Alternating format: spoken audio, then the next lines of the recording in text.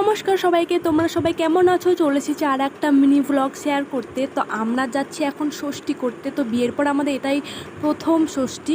তো আমরা অনেকটা পথ আসার পরে এখন গঙ্গা পড়েছে, আর তোমরা তো সবাই জানো গঙ্গা পার হলে আমাদের বাড়ি। তো বাড়ি আসার পর আর কোনো ভিডিও নেওয়া হয়নি, অনেকটা ক্লান্ত ছিলাম। পরের দিন সকালবেলা উঠে দেখছি মা সব ষষ্ঠীর জন্য জোগাড় করতে বসে পড়েছে।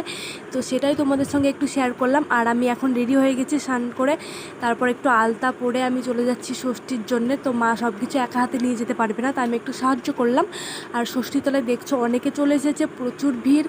আর এখানে অনেকে সবারই বড় বড় গাছই ষষ্ঠী হয়। আমাদের বড় গাছ নেই, আমাদের একটা ছোট্ট নিম গাছ পুঁতে দেয়, ওটাতেই ষষ্ঠী করা হয়। ষষ্ঠী হয়ে গেছে আর মা হাতে সুতোও বেঁধে দিল। তারপর ষষ্ঠী করার পর মুখটা দেখতেই পাচ্ছ, সবাই এত পরিমাণে হলুদ মাখিয়েছে কি বলবো।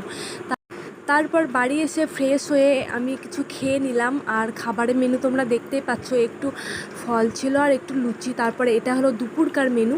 তো অনেক কিছু ভাজাভুজি ছিল, আর এখানে তরকারি সবগুলো বলতে পারছি না এখন, কারণ ছোট্ট একটা ব্লগে সব কিছু শেয়ার করা হয় না। তারপর গরম গরম ভাতে লেবু চিপে মাটনের লাল লাল ঝাল ঝাল ঝোল দিয়ে একদম দুপুরে খাওয়াটা পুরো একদম জমে গেছিলো।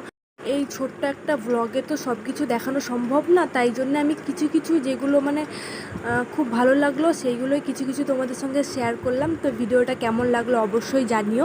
আর এটা সন্ধ্যাবেলায় ভেটকি মাছের পাতুরি আর সর্ষে পোস্ত দিয়ে পাতলা করে একটু ইলিশ মাছের ঝোল, তো সেটা দিয়েই সন্ধ্যাবেলায় খেয়ে নিয়েছিলাম, খুব হালকা পাতলা। তো ভিডিওটা কেমন লাগলো অবশ্যই জানিও। আর এরকম ভিডিও দেখতে চাইলে আমাকে অবশ্যই ভিডিওতে কমেন্ট করো। তো ভিডিওটা এইটুকুই, তো চলো টাটা।